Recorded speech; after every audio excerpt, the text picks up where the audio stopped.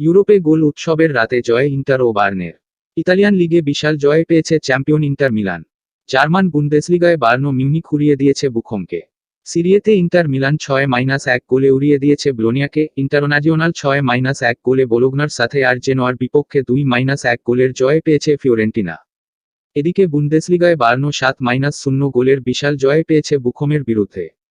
Cologne আর অসবার্গের ম্যাচটি draw হয়েছে 1-1 গোলে। ব্লোনিয়ার বিপক্ষে ম্যাচের 6 মিনিটে লৌথারো মার্টিনেজের গোলে লিড পায় ইনজাগির দল।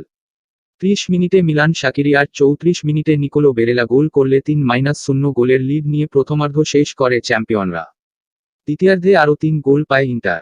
54 মিনিটে মাতিয়াস ভেসিনো আর 63 ও 68 মিনিটে জোড়া গোল করেন এডিন জেকো। মাঝে ব্লোনিয়া 1 গোল শোধ দিলেও 6-1 গোলের জয় নিয়ে মাঠ ছাড়ে ইন্টার।